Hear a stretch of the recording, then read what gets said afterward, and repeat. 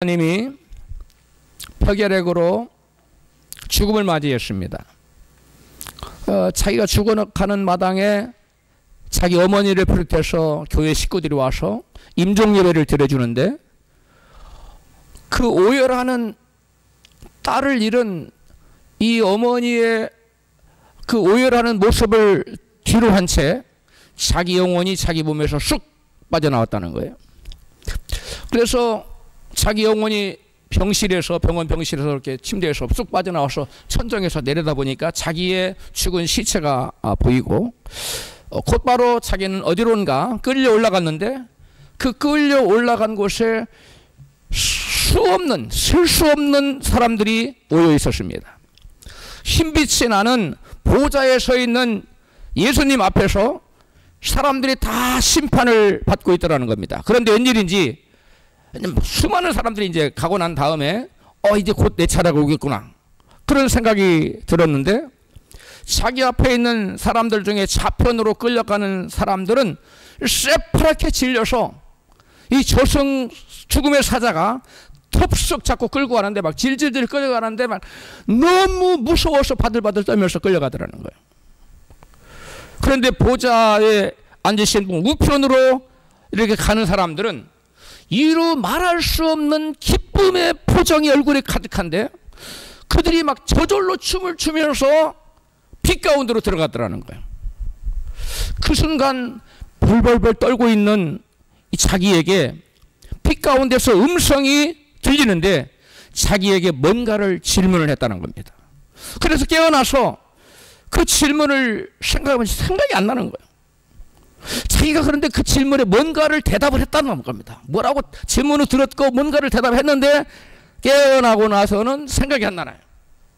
그리고 자기 육체가 자기 육체에 자기 영혼이 쑥 다시 들어온 거예요. 그래서 깨어나서 보니까 이게 자기가 죽었다가 다시 살아난 거예요. 이분이 너무나 놀라운 광경을 목도했는데, 자기 어머니도 권사님이고 다 신앙이 주변에 있었는데 아무에게도 이야기할 수 없는 너무나 답답한 이 얘기를 담임 목사님한테 편지를 써서, 목사님 이런 일이 있었습니다 하고 편지를 써서 올렸는데, 그 누구에게도 이야기하지 못한 내용이 뭐냐, 바로 그 셀 수 없는 무리들, 헤아릴 수 없는 어마어마한 많은 사람들 가운데 거의 대부분은 좌측으로 죽음의 사자에게 끌려가고, 우측 빛으로 춤추며 들어가는 사람은 고작 4명이었다는 거예요. 4명밖에 못 가더라는 거예요. 자기가 생각하기에는 예수를 뭐하기만 하면, 믿기만 하면, 머릿속으로 믿기만 하면 다 천국하는 줄 알았는데, 실제로 가보니까 대부분의 사람들은 다 질질질 끌려서 저승사자에 탁 붙잡혀서 무서운 지옥으로 끌려가더라는 거예요. 여러분, 400명을 셀 수 없는 무리라고 말할 수 있을까요? 그건 아니겠죠. 4,000명을 셀 수 없는 무리라고 말할 수 있을까요? 아마 그럴 수도 있을 것 같고 없을 수도 있을 것 같아요. 그럼 4,000명 치고, 그 많은 무리들 가운데 고작 4명만이 천국에 갔다면, 진짜로 믿은 사람들이 그 많은 무리들 가운데 4명밖에 없었다는 거예요. 4명밖에. 하나님 인정하시는 믿음을 가지고 있는 사람은 고작 4명밖에 없다. 나머지는 다 하나님 보실 때는 가짜였다는 거예요. 알고 믿음이 아니라 쭉정이 믿음이라는 것이죠. 1979년에 지금으로부터 45년 전이죠. 사고로 죽었다가 주님을 뵙고 온 하워드 피트만 목사님, 이분 경찰 출신이에요. 굉장히 신실했던 분인데 사고로 죽었어요. 그래서 그가 15분 동안 그 죽는 사람들을 보니 2,000명이 죽더라는 거예요. 2,000명이 세상에 죽어서 올라오는데, 2,000명 중에 2.5%인 50명만이 천국에 들어오더라는 겁니다. 그러면서 그분이 무슨 간증을 했냐면, 생명책에 이름이 기록된 성도들 중에 약 3분의 2가 불순종으로 이름이 지워져서 지옥에 떨어지고 있다고 간증했어요. 그리고 그분이 주님으로부터 5가지 사실을 이 현대교회, 지금 있는 교회에 가서 전하라. 그 메시지 중에 하나가 뭐냐면, 이 현대교회는 다 거의 대부분 라오디아 교회니까 회개하라 라고 전하라 라는 말이었어요. 라오디아 교회의 특징이 뭡니까? 부유한 거예요. 부자가 없다고 얘기했어요. 그리고 스스로 잘 믿고 있다고 생각했어요. 그런데 라오디아 교회는 주님이 그들 안에 있었어요? 밖에 있었어요? 밖에 있었어요. 문을 여전히 들어가기를 원하셔서 두드리고 있는 교회가 라오디아 교회예요. 그래서 라오디아 교회는 회개하지 아니하면 하나님께 갈 수 있다 없다? 없는 교회를 라오디아 교회라고 말해요. 라오디아 교회는 교회라는 이름은 가졌지만 예수님이 주인이 아니라 자기 자신 인생의 주인이에요. 그래서 자기가 하고 싶은 대로 살아가는 거예요. 그 예수님 말씀에 의하면 그런 신자는 알곡 신자가 아니라 뭡니까? 쭉정이 신자라는 거예요. 천국에 못 들어갑니다.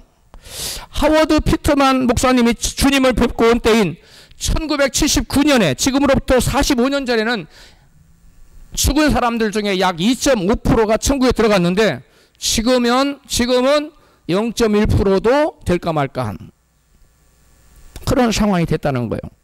천국 문이 점차로 뭐해지고 있다? 좁아지고 있다는 건데, 예수께서 말씀하신 누가복음 18장 8절에 인자가 올 때 세상에서 뭘 보겠느냐?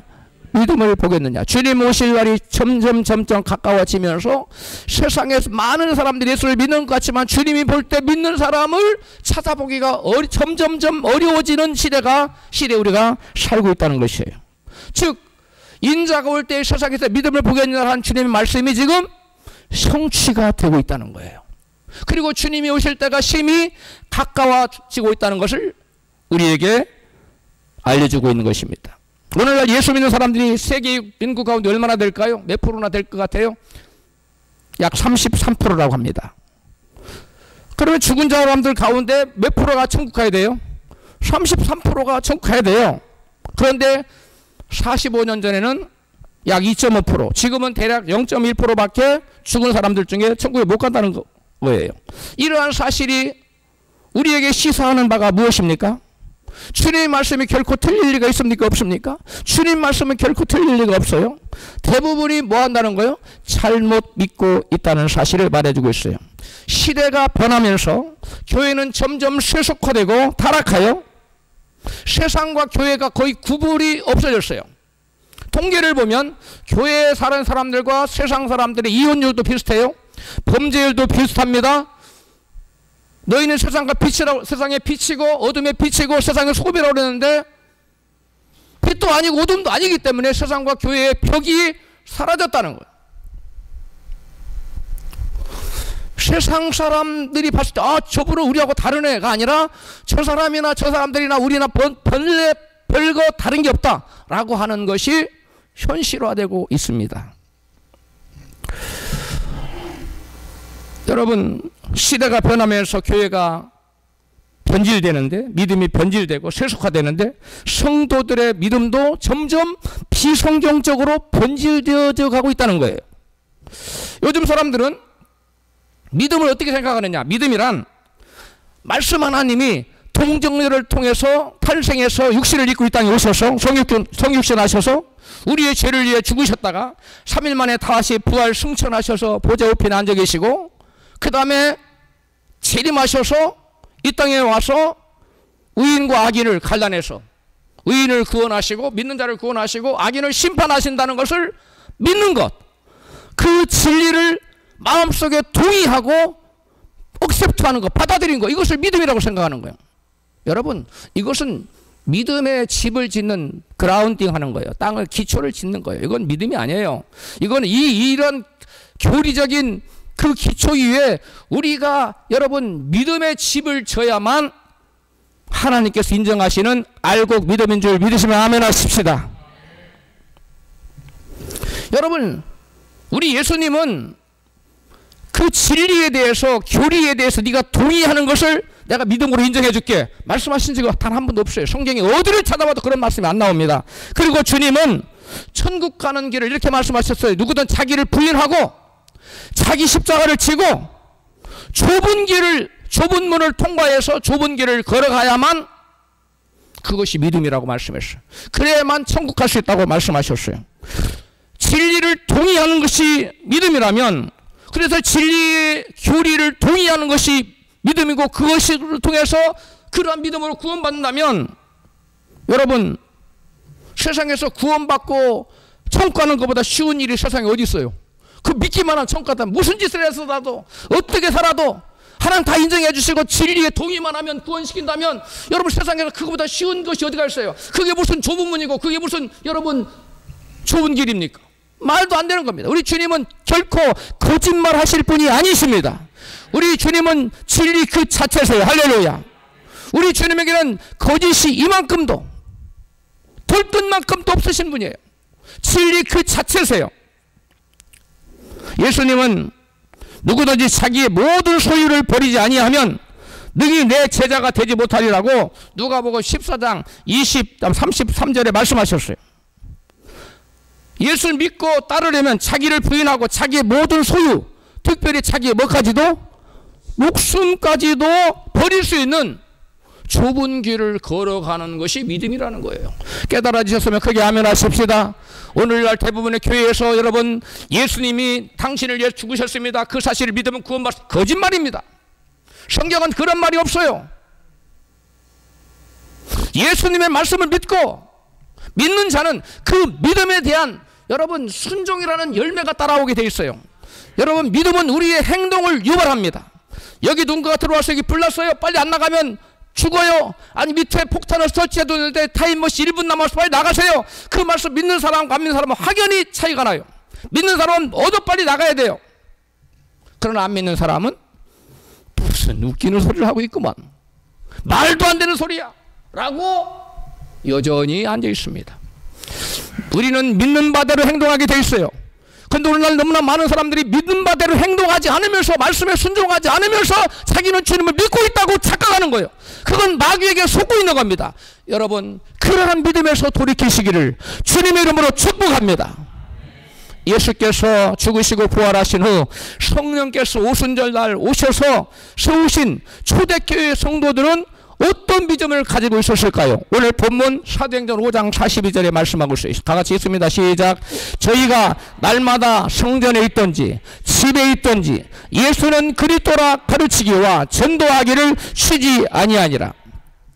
초대교회 성도들은요, 성전에 모일 때나 또 집에 있는 가정교회에 모일 때나 예수는 누구라고? 그리스도라고. 그리스도란 말은 나의 왕이요, 나의 선지자요, 나의 주인이라는 말이에요.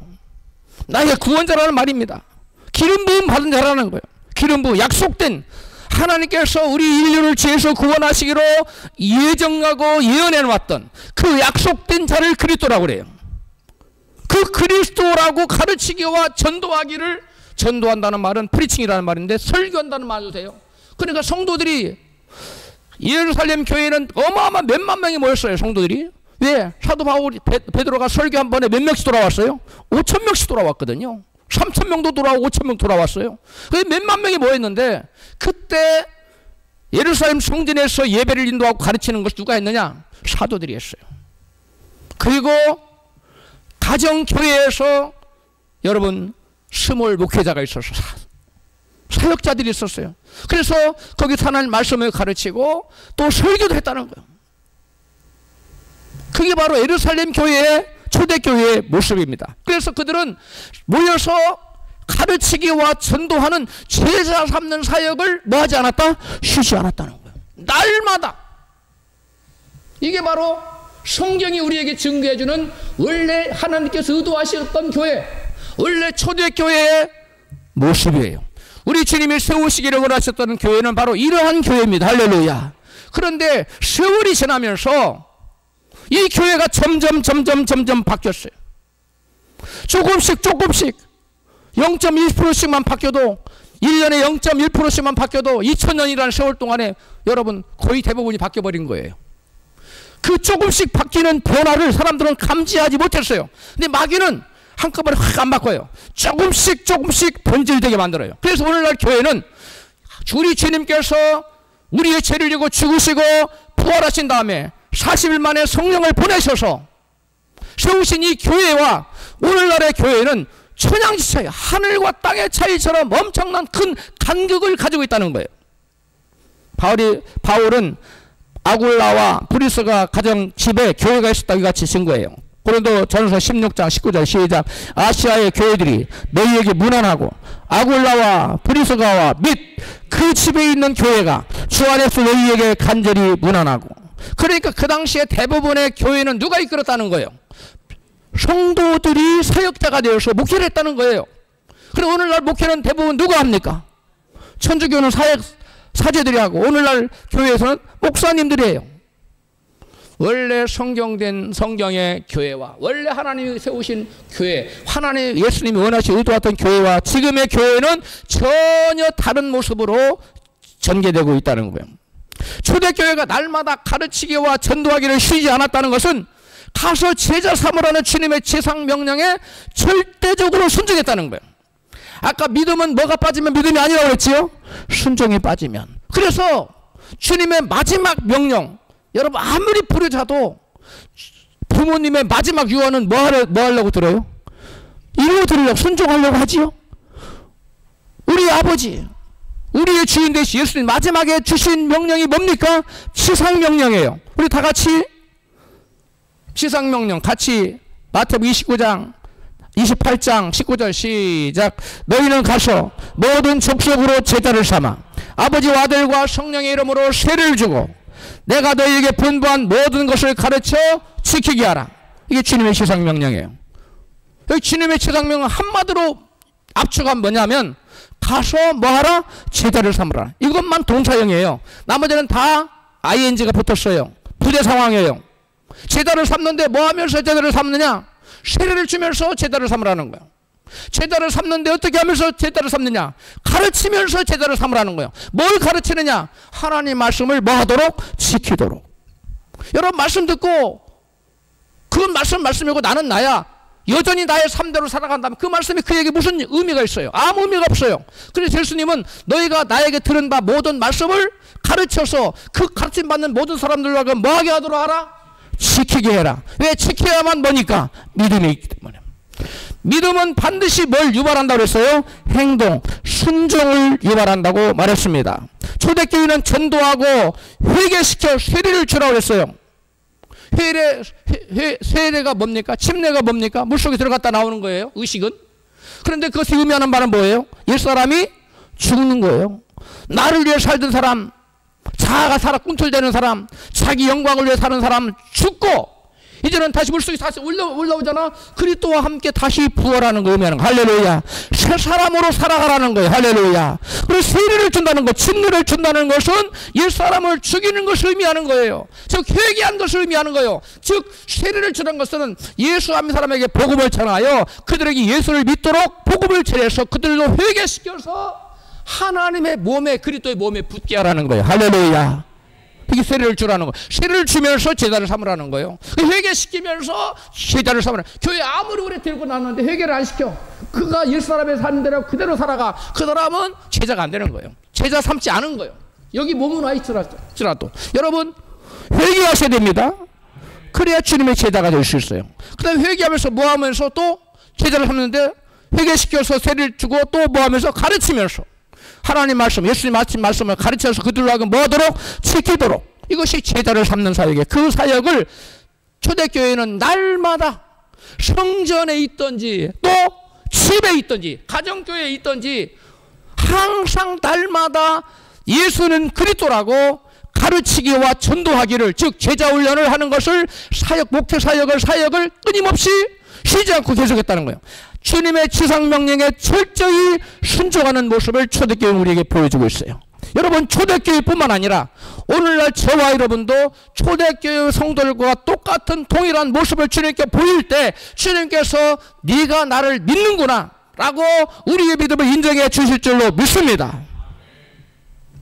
예수님께 가서 제자 삼으라는 지상명령의 목적은 이 땅에 주님의 몸인 교회를 세워서 하나님 나라를, 하나님 말씀이 통치하는 하나님의 나라를 이 땅에 세우라는 데 뜻이 있어요. 따라서 가서 제자 삼으라는 명령은 곧 세상의 주님의 몸인 교회를 세우라는 말씀과 같은 의미를 지니고 있는 것입니다. 그렇다면 초대교회는 어떻게 주님의 몸인 교회를 세워 나갔을까요? 다른 본문인 에베소서 4장 11절로 12절을 같이 읽습니다. 시작.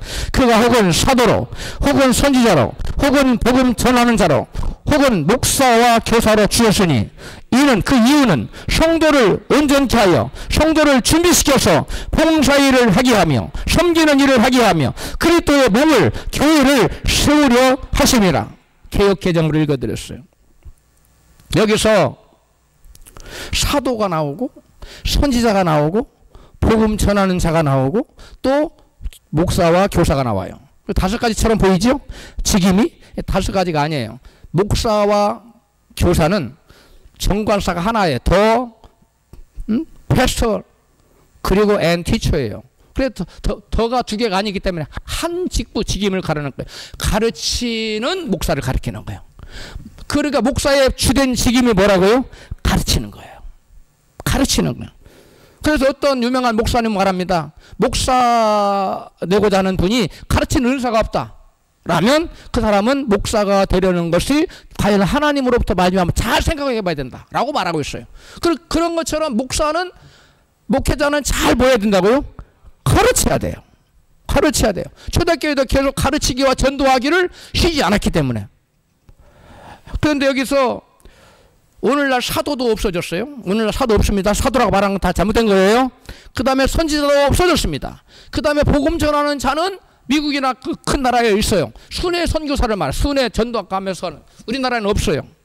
복음 전하는 자. 이런 그 다음에 오늘날 남아있는 게 뭐냐면 목사와 교사가 남아있어요. 교사인 목사만 남아있어요. 그래서 여기서 성도를 온전케 하며라는 말은 세번역 또 우리말 성경 공동 번역 등에서는 성도들을 준비시켜서라고 번역했어요. 초대교회는 사도 그리고 선지자 목사와 같은 직분자를 세워서 그들로 하여금 성도들을 온전케 준비시켜서 그리스도의 몸인 무엇을 세우려고? 교회를 세우려고 했다는 거예요. 그러니까 하나님이 의도하신 많은 하나님의 교회는 누가 세우는 거예요? 성도들이 세우는 거예요. 성도들을 누가 교회를 세우는 자로 성도들을 준비시켜서 사도나 목사가. 사도나 목사는 성도들을 교회를 세우는 온전케 성도들을 준비시켜서 사역자로 준비시켜서 저들로 하여금 가서 복음을 전하고 가르치고 회개시켜서 또 주님의 사역자로 삼아서 제자를 삼아서 그리스도의 몸된 교회를 세우도록 하신 것이 주님의 원래의 의도라는 거예요. 깨달아 주시면 크게 아멘 하십시다. 오늘 본문은 목사의 사명을 이같이 말하고 있어요. 에베소 4장 12절입니다. 시작. 이는 성도를 온전케 하여 봉사의 일을 즉 섬기는 일을 하게 하며 그리스도의 몸을 세우게 하려 하심이라. 목사는 성도들이 주님을 섬기는 일과 성도들이 그리스도의 몸 교회를 세우도록 뭐 하는데 포커스가 있다고요? 뭐 하는데? 준비시키는데. 그들을 사역자로 준비시켜 사역자로 세우는 일을 하는 것이 목회자예요. 할렐루야. 그러면 제가 참 목회를 잘못한 것 같아요.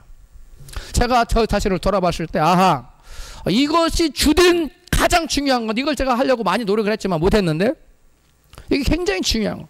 앞으로는 여러분 모든 한 분 한 분을 주님의 몸된 교회 제자 삼는 주님 몸된 교회를 세우는 여러분 사역자로 세우기를 원합니다. 주님의 지상 명령은 제자를 삼아 교회를 세우라는 건데 이를 위해서 목사가 성도를 제자 삼는 사역자로 준비시켜야만 한다는 거예요. 예수님의 원래적인 목적은 의도는 목회자가 성도들을 제자 삼는 사역자로 준비시켜서 성도들로 하여금 교회를 세우는 목회를 하도록 계획하신 거예요. 그러니까 여러분 모두 다 사역자요 목회자인 것을 깨달으셨으면 크게 아멘 하십시다. 여러분 다 교회를 세우는 여러분 사명자라는 거예요. 사도 바울은 성도가 사역자가 되어 또 다른 성도를 가르쳐서 또 다른 사역자를 만들어야 된다고 이같이 증거해. 디모데후서 2장 2절입니다. 시작. 내가 많은 증인 앞에서 내게 들은 바를 배운 바를 충성된 사람들에게 부탁하라. 전하라. 저희가 또 다른 사람들을 가르칠 수 있으리라. 내가 누구한테 가르침 받았어요? 여러분 중에도 가르침 받았어요? 그럼 또 다른 사람에 가르쳐서 그를 사역자를 세우고 또 그는 방언하를 또 사람들을 계속 이와 같이 여러분 증거한 바를 전하는 계속 새로운 사역자 제자 삼는 사람들을 계속 만들어내야 된다는 거예요. 할렐루야. 사도 베드로는 성도들이 왕같은 제사장으로 부름받은 목적을 이같이 증거합니다. 같이 베드로전서 2장 9절입니다. 시작. 오직 너희는 택하신 족속이요 왕같은 제사장들이요 거룩한 나라요 그의 소유된 백성이니 이는 너희를 어두운 데서 불러내어 그의 기이한 빛에 들어가게 하신 자의 아름다운 덕을 선전하게 하려 하심이라. 선포하고 증거하게 하신다고 그랬어요. 성도는 예수님이 나의 그리스도인 것과 또 예수께서 나의 죄를 위해서 이루신 놀라운 십자가 대속과 또 여러가지 우리의 저주를 대신 짊어지신 이러한 놀라운 공로와 업적을 여러분 전하라고 하나님께서 우리를 왕같은 제사장으로 불러주셨다는 거예요. 할렐루야. 구약시대에는 누구만 제사장이었어요? 말 그대로 제사장만 제사장이었어요. 제사장 그리고 대제사장. 그래서 오늘날 예수께서 십자가에서 달려 죽으실 때 휘장이 쫙 갈라졌어요. 그래서 여러분 휘장 안에 있는 성소로 그리고 지성소와 성소를 가르는 휘장문도 쫙 찢어 거기도 다 들어가. 모든 믿는 자는 예수 십자가의 죽음으로 말미암아 다 제사장이 되어서 성소와 지성소를 마음대로 들어갈 수 있게 된 줄로 믿습니다. 이 왕같은 제사장이 되었다는 거예요. 그 왕같은 제사장을 삼으신 이유가 뭐냐? 복음을 전하고 말씀을 가르쳐서 예수 그리스도가 나의 하나님이시고 온 우주의 왕이시고 우리를 대속하신 대속주시고 우리를 죄에서 값으로 사신 우리의 주인 되시며 우리의 구원자라는 사실을 나만 알고 있어야 되는 것이 아니라 주변에 만나는 모든 사람에게 뭐 해야 될 사명이 있다. 전파해야 될, 증거해야 될 제사장의 직분을 주셨다는 거예요. 할렐루야. 듣기적으로 하고 왕같은 제사장을 삼은 게 아니에요. 우리가 만나는 모든 사람 주로 말미암아 지옥 갈 수밖에 없고 영원한 고통의 나락으로 저주의 나락으로 떨어질 수밖에 없는 그들에게 내가 받은 진리, 내가 깨달은 진리, 내가 받은 은혜를 증거하라고 하나님이 저와 여러분 모두에게 왕같은 제사장의 직분을 주실 줄로 믿습니다. 초대교회는 가서 제자를 삼으라는 주님의 지상 명령에 철저히 순종했어요. 그래서 날마다 집에 있든지 성전에 있든지 가르치기와 전도하기를 뭐하지 아니하더라? 쉬지 아니하더라.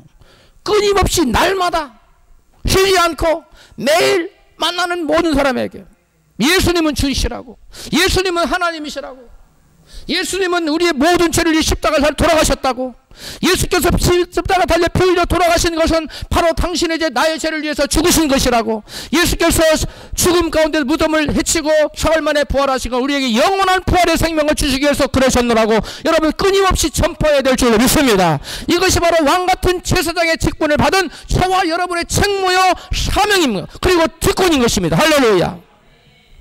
AD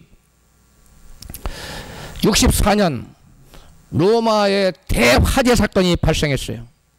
그때 네로가 그 시적인 영감이 떠오르지 않는다고 영감을 받기 위해서 로마시에 그 불을 냈다고 사람들이 대부분 여겼어요. 그래서 그 네로 황제가 그 로마가 막 불덩어리가 새까맣게 타올라가고 있어. 사람들의 원성이 네로 황제에게 막 쏠렸어요. 네로가 돌파구를 어디서 찾았냐? 이 불을 치는 자들은 저 흉악한 기독교인들이다. 그 기독교인들에게 모든 책임을 유명을 뒤집어 씌워서 기독교인들 대대적으로 수청하고 잡아들였어요. 죽였어요. 그래서 여러분 코바디스라는 영화에 보면은 로마의 원형 경기장에서 맹수 사자들이 밥이 되잖아요. 십자가에 달려서 불태워 죽이잖아요. 그것이 바로 네로 황제 때 있었던 일이에요. 그러한 여러분 무서운 박해를 기독교가 당했어요. 그때 바울도 순교했다고 전해집니다. 그 이후 로마 황제들이 AD 64년 네로 그 로마 화재 사건 이후로 무려 10번에 걸쳐서 대대적인 대박해를 가해요. 그걸 기독교는 거의 씨를 말리는 거예요. 다 잡아 죽이고. 그래서 예수 믿는 사람 잡아 죽이고 재산을 날 몰수하니까 그 혹독한 그 시련 가운데, 박해 가운데 성도들이 지하 카타콤에 들어가요. 들어가서 200여 년 동안 저들은 좁은 문 좁은 길에 신앙을 지켰어요. 카타콤이 그 바위로 된 거기다가 막 부엌도 있고 화장실도 있고 몇 층이라는 거예요. 그거 한번 가보고 싶어요. 제가 아직 못 가봤는데, 우리가 들어갈 수 있는지는 모르는데 미로를 만들어서 로마 군병들로 오면 나갈 수 없도록 만들어 놨다는 거예요. 그 엄청난 시련 가운데 여러분 기독교도들은 말씀 붙들고 좁은 길에 걸어가면서 신앙을 지켰다는 거예요. 할렐루야. 그러다가 AD 313년에 콘스탄티누스 황제가 다음과 같은 내용의 밀라노 칙령을 발표합니다. 기독교를 공인하게 돼요. 같이 시작. 제국 내에서 기독교를 비롯한 모든 종교의 자유를 허용한다. 박해 시에 몰수한 교회의 자산 등을 돌려주고 손해는 국가가 배상한다. 여러분 콘스탄티누스 황제가 이와 같이 기독교만 자유를 허락한 것이 아니라 그동안 억압했던 모든 종교, 특별히 기독교가 박해를 당했는데 모든 종교의 자유를 허락한 것이 바로 밀라노 칙령이에요. 그 콘스탄티누스가 313년에 기독교를 밀라노 칙령으로 자유를 허락한 그 공인한 313년부터 그가 물러나는 해가 있느냐면 337년이에요. 황위에서 물러나요. 그때까지 약 24년 만에 전 로마 인구의 무려 10%가 기독교가 돼요. 기독교도들이에요. 근데 그 당시에 그런 밀라노 칙령이 발표될 때 그리스도인들은 약 0.1% 로마 시민의 기독교도들이 숨어서 믿는 사람 0.1%도 안 됐어요. 근데 0.1%가 10%가 되면 몇 배입니까 이게? 100배예요. 100배. 무려 24년 만에 100배의 성장. 상상이 갑니까?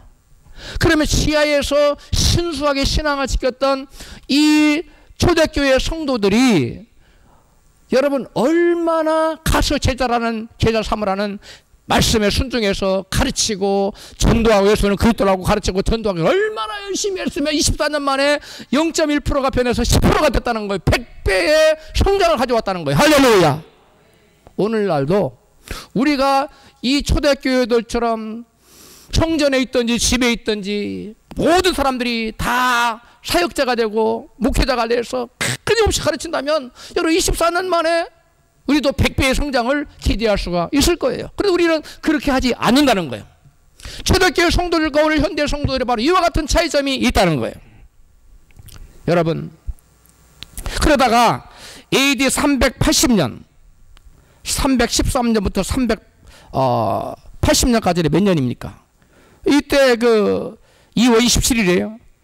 서로마의 황제 그라티아누스 그리고 동로마 제국의 황제 데오도시우스 황제가 테살로니가 칙령을 공표해서 기독교를 이번에는 뭐냐면 사람들은 국교화했다 그러는데 국교화한 게 아니에요. 국교화한 적 한 번도 없어요. 역사에서. 국교화한 게 아니라 황제가 아주 열성으로 신앙생활을 하니까 그리고 기독교로 돌아오면 다 어드밴티지가 있었어요. 혜택이 주어졌어요. 그러니까 다 너도 나도 기독교로 몰려들었어요. 그래서 마치 로마의 기독교가 뭐가 된 것처럼 국교 같은 것처럼 여겨진 거지 국교가 된 건 아니에요. 그때 테살로니가 칙령은 왜 발표를 했느냐? 4세기 초에 알렉산드리아의 사제인 아리우스라는 사람이 있었어요. 이 아리우스라는 사람이 예수님의 신성을 부인했어요. 예수님은 창조주가 아니다. 하나님이 아니다. 신이 아니다. 인간이다. 피조물이다. 이렇게 주장했어요. 그리고 삼위일체를 부정했어요. 그래서 로마 교회가 양분됐어요. 큰 세력으로 양대. 하나는 아리우스파, 이단이죠. 하나는 아다나시우스파. 이거 아다나시우스파가 그때 정통으로 인정을 받아요. 그때 그 황제 셋이 모여서 하나님이 놀랍도록 역사를 한 겁니다. 그들의 마음을 주장해서 아리우스는 이단이다 라고 이단 정죄를 하기 위해서 발표한 것이 바로 뭐냐면 테살로니가 칙령이에요. 테살로니가 칙령으로 아리우스파는 이단으로 정죄돼요. 그 아리우스파 후손들이 오늘날 누구냐? 여호와의 증인, 몰몬교, 신천지, 하나님의 교회, 이상한 것들, JMS, 다 이상한 것들은 다 아리우스파예요. 예수님의 신성을 거부해요. 예수님 하나님이 아니라는 거예요. 이게 바로 그때 정제돼서 하나님께서 정통교회, 아타나시우스 파만 정상이다. 그래서 그 황제들이 그 마녀들, 그 다음에 마술사들, 그들 다 처형합니다. 처형하고 미신 못 섬기게 해요. 금지시켜요. 이 황제들 중에 모태신앙인들이 많았어요. 그러나 그리스도인들이 얼마나 순결하게 예수를 믿었으면 그 핍박받는 가운데서 정결한 거룩한 삶을 살아서 유대 예수교 믿는 그 처녀들을, 자매들을 불러다가 로마 원로원 자제들의 군인들의 아내를 삼게 해서 그들에 태어난 사람들이 황제가 된 거예요. 그래서 여러분 로마를 바꿔놓은 겁니다. 그래서 로마의 지도층들이 다 누가 된 거냐? 예수 믿는 기독교인이 된 거예요. 할렐루야. 여러분, 우리가 정결하게 살면 당장 핍박을 받고 어려움 받는 것 같지만 세상이 아무리 강력해도 우리가 예수를 제대로 믿고 바르게 신앙생활하면 세상을 뒤집어 놓을 수 있는 줄을 믿습니다. 여러분, 우리는 세상을 두려워할 필요가 없어요. 성경은 말씀합니다. 적은 무리요 두려워 말라. 내가 너와 함께하리라. 할렐루야. 여호와의 전쟁은 수가 많다고 이기는 게 아니에요. 우리 교회의 수가 지금 적어도 세상을 뒤집어 놓을 수 있습니다. 할렐루야. 문제는 수가 많으냐 적으냐가 아니라 하나님이 우리와 함께 하느냐 안 하느냐가 중요한 거예요. 할렐루야. 우리가 거룩한 삶을 살 때 우리 주님께 우리와 함께 하는 줄로 믿습니다. 그래서 우리가 벌떡차고 일어나서 여러분 사역자로 목사로 다 세워지면 세상을 뒤집는 건 그리 오래 걸리지 않습니다. 할렐루야. 꿈을 가져야 됩니다. 할렐루야. 여러분, 그래서 이제 교회가 자유를 얻었어요. 그리고 부도 얻었어요. 권력도 얻었어요. 명예도 얻었어요. 교회가 세상 로마 사회에서 선망의 대장이 됐어요. 그래서 로마의 원로들, 이런 사람들이 막 주교가 되고 막 그래요. 너도 나도 아파트 그거 하고 싶은 거예요. 그래서 교회는 이전에는 교회에 예수를 믿으려면 뭘 걸어야 됐어요? 목숨을 걸어야 되는데는 그럴 필요가 없어요. 진하게나 다 들어올 수 있는 거 문이 활짝 열렸어요.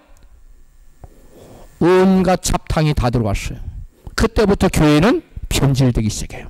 그때부터 교회는 타락의 길을, 쇠락의 길을 걷습니다. 수적으로는 엄청난 부흥을 가져온 것 같지만 내면에서 굶어 터지기 시작했어요.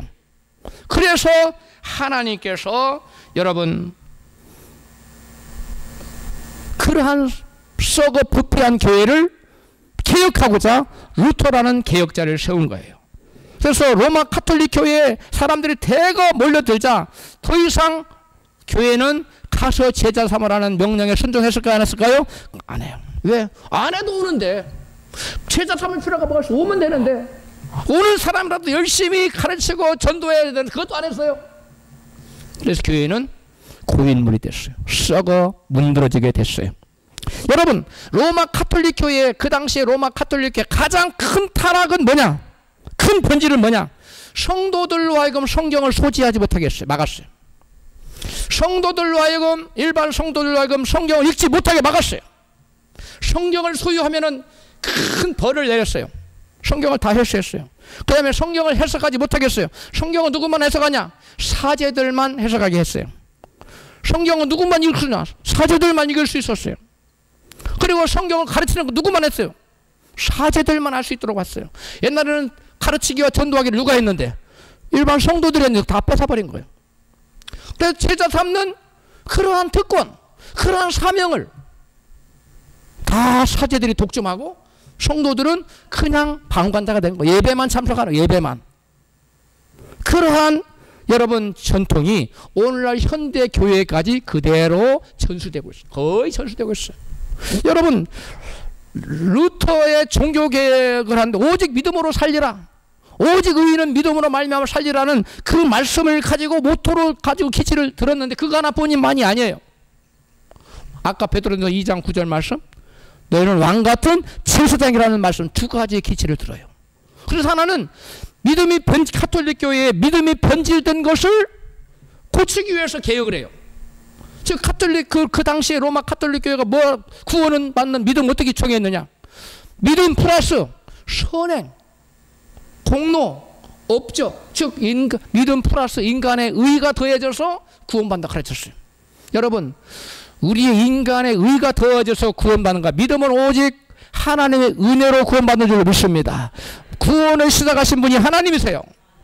그리고 그것을 이루신 분도 하나님이세요. 인간이 그 원가를 더해서 구원받는 게 아니에요. 할렐루야. 그 다음에 또 루트가 계획하고자 했던 것은 사역은, 목회 사역은 사제나 목사만이 하는 것이라, 누가 하는 것이다? 일반 성도들이 초역교도는 했는데 이것이 뺏기고, 이걸 원점으로 돌이키기 위해서 여러분 계획한 거예요. 여러분, 성도들이 전 교회의 99%가 성도예요. 1%밖에 목사는 없어요. 그런데 여러분, 제자 삼아 교회를 세우는 그러한 그 사역을, 교회를 세우는 사역을 성도들이 못하도록 배제시켜 버린다면, 성도들은 본의 아니게 주님의 절대 명령인 지상 명령에 뭐하게 되는 거예요? 불순종하게 되는 거예요. 불순종하고 싶어서가 아니라 할 수가 없는 거예요. 그래서 예수님의 명령은 뭐예요? 가서 모든 족속으로 제자를 삼으라는 거예요. 그런데 그 일을 안 해. 여러분, 하나님 앞에 가장 큰 불순종이 어떤 불순종이겠어요? 대계명과 가장 큰 계명이 뭡니까? 그러니까 마음을 다하고 뜻을 다하고 성품을 다하고 주 하나님을 사랑하라. 둘째는 그와 같은 네 이웃을 네 몸처럼 사랑하라. 이게 대계명이에요. 그리고 주님의 또 마지막 지상명령, 너희는 가서 제자를 삼으라. 그런데 여러분, 이 계명에 순종하지 않는 것이 여러분 불순종이에요. 여러분, 하나님 말씀에 순종해야 되는데 그 말씀 중에도 가장 큰 순종을 우리가 해야 되는 것은, 가장 중요한 것이가 주님 마지막에 우리에게 유언한 거예요. 그게 뭐냐면 가서 제자를 삼으라는 거예요. 우리 옆에 계신 분에게 가서 제자를 삼으십시오. 할렐루야. 예수께서 가서 제자를 삼으라는 명령은 누구에게 했습니까? 사제나 사도나 목사에게만 했습니까? 마태복음 29장 19절 시작. 너희는 가서 모든 족속으로 제자를 삼아 아버지와 아들과 성령의 이름으로 세례를 주고 그랬어요. 주님으로부터 가서 제자를 삼으라고 명령받은 너희는 누구예요? 너희는 가서 제자를, 너희가 누굽니까? 사도, 12사도입니까? 아니면 70인의 제자들입니까? 아니면 120문도입니까? 아니에요. 예수님이 하늘 놀러가실 때 일반 제자들 500인의 제자들이 다 봤어요. 지금 그럼 너희는 누구냐? 예수를 믿는, 예수를 나의 하나님, 나의 왕, 나의 주인으로 믿는 모든 사람들을 가리켜서 성경은 너희라고 하는 거예요. 오늘날 저와 여러분이 주님께서 말씀하신 너희예요. 우리는 성전에 있든지 가정교회에 있든지 아니면 어디서 있든지 가르치기와 전도하기를, 전도해서 제자를 삼는 여러분 지상명령에 순종을 해야만 하는 것입니다. 할렐루야. 주님 명령에 내가 순종하고 싶은데 순종할 기회가 안 주어졌어요. 하나님 저에게 순종할 기회가 안 주어서 순종 못했습니다. 주님 봐줄 것 같아요? 그런 거 없어요. 그런 거 없어요. 아까 하워드 피터만 목사님이 천국 가봤더니 생명록에 기록된 사람들 중에 3분의 2가 뭐에서 이름이 지워졌다고요? 순종하지 않아서 지워졌다는 거예요. 그런데 가장 큰 하나님께 우리에게 순종을 요구하는 바가 뭐냐면 가서 제자를 삼으라는 거예요. 할렐루야. 여러분, 가서 제자를 삼는 일은 사도나 목사의 몫이 아니에요. 목사들만의 몫이 아니에요. 사명만이 아니에요. 책임만이 아니에요. 초대교회에 가서 제자를 삼으라 명령을 받은 세상이 사도뿐만 아니라 일반 성도라고 사도교회 성도들이 받아들였다는 것을 성경적인 증거가 있어요. 필립 집사가 평신도예요. 성도예요. 그런 놀라운 사도들과 똑같은 일을 했어요. 사도행전 8장 5절에 시작. 필립이 사마리아 성에 내려가 그리스도를 백성에게 전파하니 무리가 필립의 말도 듣고 행하는 표적도 보고 일심으로 그의 말하는 것을 쫓더라. 많은 사람에게 붙어던 더러운 귀신들이 크게 소리를 지르며 나가고 또 많은 중병자와 안진뱅이가 나으니 필립이 하나님의 나라와 및 예수 그리스도의 이름에 관하여 전도함을 저희가 믿고 남녀가 다 침례를 받으니. 그러니까 집사인데 침례 줬어요. 집사인데 가르쳤어요.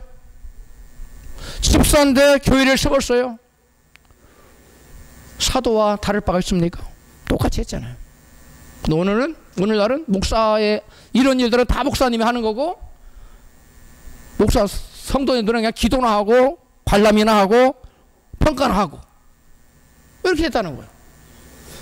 잘못돼도 한참 잘못되고 변질된 겁니다. 여러분, 성도였던 빌립 집사는 사마리아 사도들처럼 사마리아에 가서 복음을 전하고 말씀을 가르치고 귀신도 쫓고 침례도 주고 교회를 세웠어요.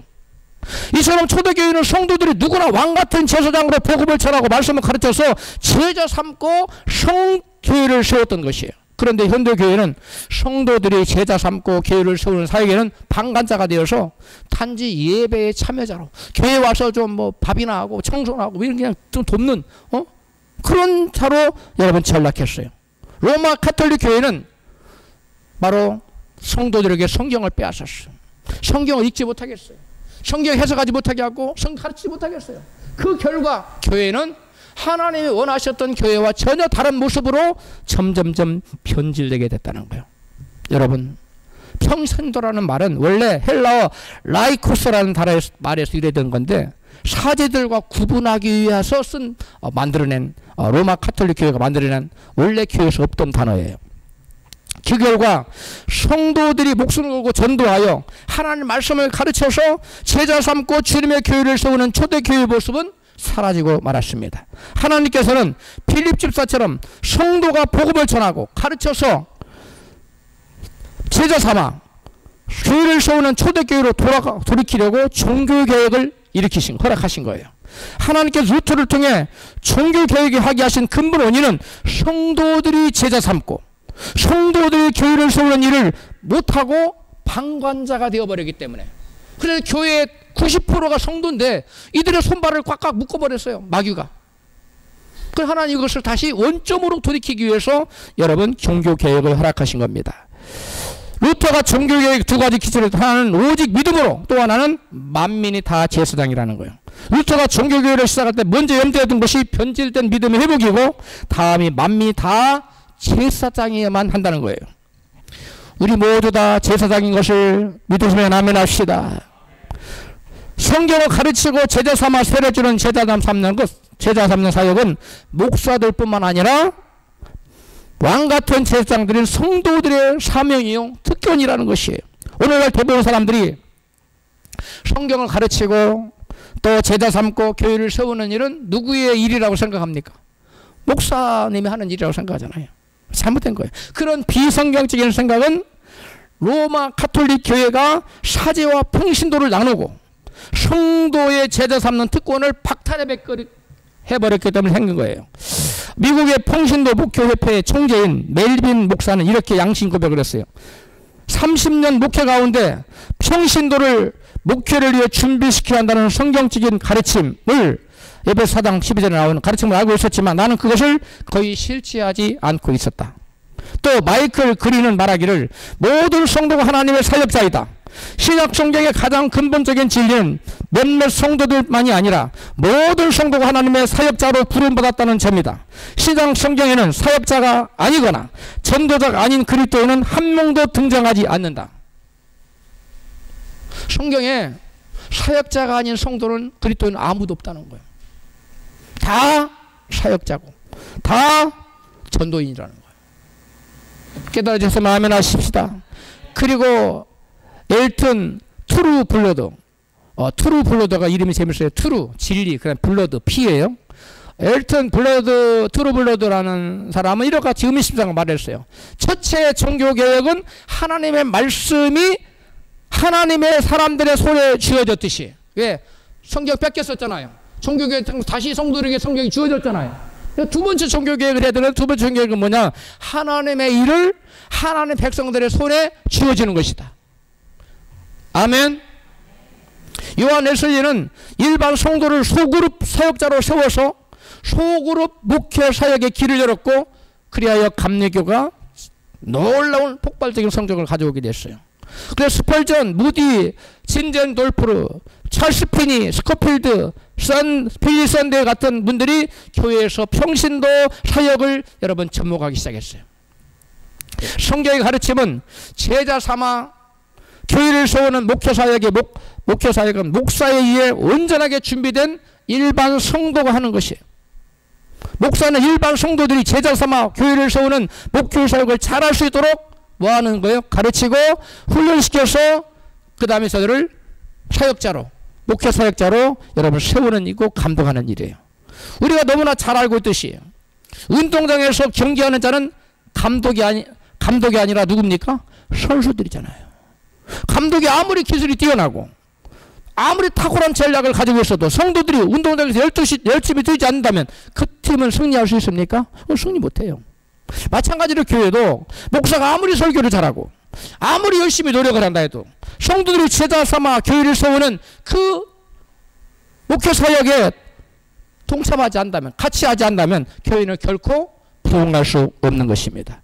교회가 부흥하려면 성도 한 사람 한 사람이 제자 삼아 교회를 세우는 목회 사역자가 되어 열심히 뛰어야만 하는 것입니다. 할렐루야.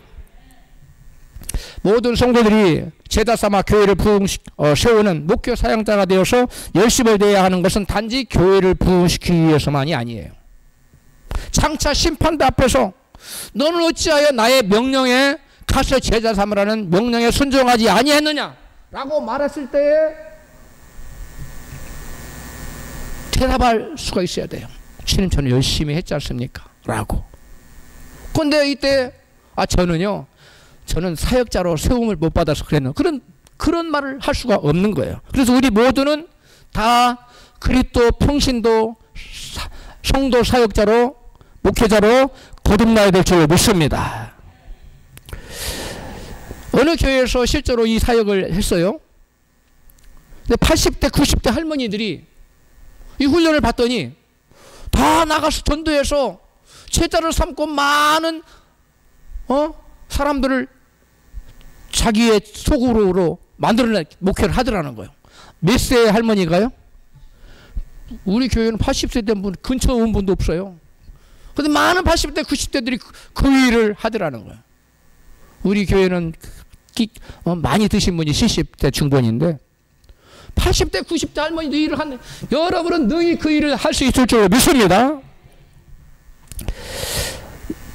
주님께서 모든 족속으로 제자를 삼으라고 하셨기 때문에 누구든지 사역자 교육을 받으면 예수 그리스도의 제자로 살 수가 있습니다. 여러분 가운데 공부 많이 하고 얼굴 이쁘고 좋은 직장 다니고 체육대 나온 그래서 몸을 막 건장하게 만든 그런 튼튼한 건장한 여자만 아이를 낳습니까? 그래요? 아니면 보통 여자가 낳아요?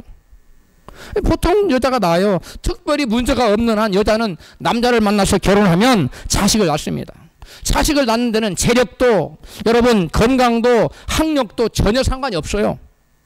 마찬가지 예수를 신랑으로 맞이한 예수의 신부들은 누구나 제자를 삼아 영적인 제자를 생각하는 것이 지극히 정상적인 거예요. 그 사람들이 특별한 사람이 아니라 그걸 못하는 영적인 그래도 신부라고 말은 있는데 영적인 자녀를 생산하지 못하고 그들을 양육하지 못하는 것이 그것이 정상이 아니라는 거예요. 할렐루야. 옛날 산하 제한을 안 할 때 부부금실이 좋으면 자녀를 많이 낳았듯이 주님과의 관계가 좋은 사람은 영적인 자녀를 많이 낳게 되어 있어요. 예수도의 신부인 성도들은 누구나 제자 삼고 교회를 세우는 영적 목회 사역의 주체이지 더 이상 방관자가 아닙니다. 모든 성도는 복음 전하고 제자 삼아 교회를 세우는 목회 사역자가 되어야 합니다. 할렐루야. 목회 사역은 목사의 전유물이 더 이상 아닙니다. 우리 모두 지상 명령에 순종하여 복음 전하고 제자 삼아 교회를 세우는 목회 사역자가 되어 이생과 영생의 축복의 주인공 되시기를 주님의 이름으로 축원합니다.